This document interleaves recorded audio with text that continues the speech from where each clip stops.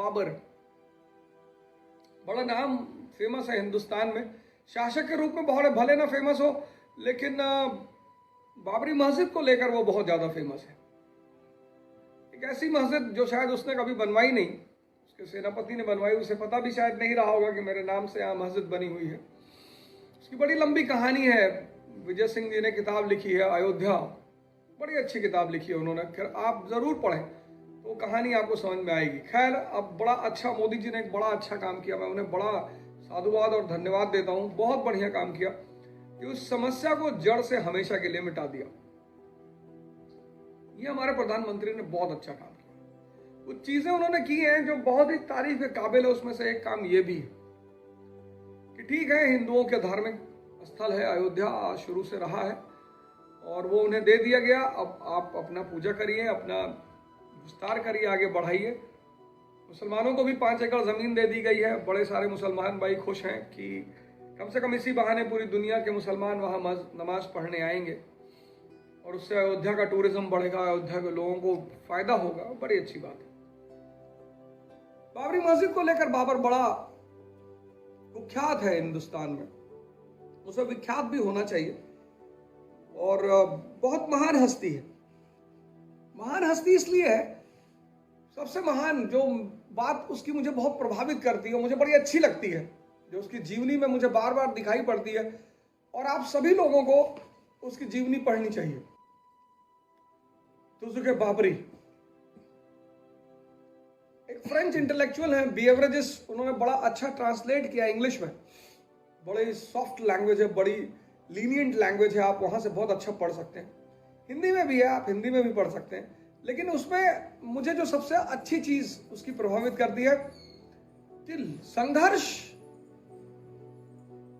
को उसने खेल बना रखा है। तो उसका जीवन एक पूरा संघर्ष का जीवन है, समरकंद से लेकर दिल्ली तक। लड़ाई लड़ाई लड़ाई, युद्ध युद्ध, लेकिन उसने खेल बना रखा, मजा लेता है वो। खेल मतलब क्या? जिस चीज में आपको मजा आए। यह उसके व्यक्तित्व का सबसे मजबूत पहलू है। The most powerful aspect of Babar's personality is, for him struggle is a game. इसीलिए बहुत हारने के बाद भी वो निराश नहीं होता और फाइनली वो अपने साम्राज्य की नींव रखता है। बाबर जैसे लोग झुकना नहीं जानते। रोता है वो बंदा अपनी, उसकी जीवनी में कई बार आप उसे रोते हुए पाएंगे। ठीक है, ये तो इंसानी लक्षण है कि आदमी रोए। कभी कभी जो बहुत निराश होता है, हताश होता है, तो रोता है वो, अकेले में रोता है, एक्सेप्ट करता है इस बात को कि मैं अकेले में रोता हूं। लेकिन वो सजदा करना नहीं जानता बाबर। मिर्जा शेख का बेटा, तैमूर का वंशज, मां की तरफ से चंगेज की फैमिली और पिता की तरफ से तैमूर की फैमिली, दो बड़ी फैमिली की लेगेसी।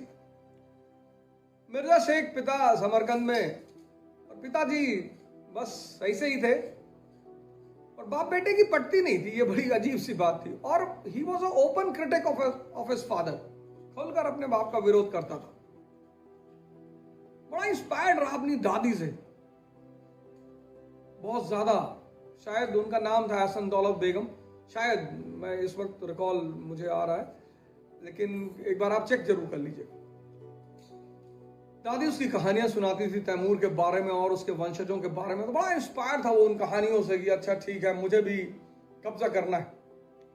उसके अपने रिश्तेदार, जैसा कि हर टैलेंटेड लोगों के साथ होता है, उसके बड़े दुश्मन थे, विरोध करते थे।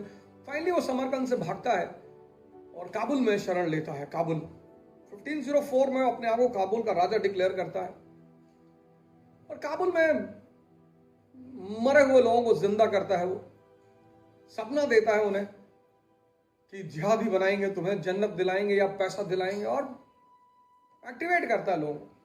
और कहते हैं कि जो लोग लड़ना जानते हैं, किस्मत भी कभी ना कभी उनके सामने झुकी जाती है। तो बंदा तैयारी कर रहा होता है और रास्ते तलाश रहा होता है कि किधर से निकले, कहां से कब्जा करें, क्या करें। पॉजिटिविटी तो इतनी ज्यादा है इस बंदे में। उसकी गर्लफ्रेंड थी, तो उसकी शादी उसके पिताजी कर रहे थे, तो उसने इसे लेटर लिखा कि मेरे पिताजी मेरी शादी कर रहे हैं और तुम नहीं आए तो मेरी शादी हो जाएगी। समरकंद पे हमला किया, हार गए ये लोग, भागना पड़ा इन लोगों को, भागना पड़ा। तो जब नमाज अदा कर रहा था तो उसने अल्लाह को शुक्रिया किया।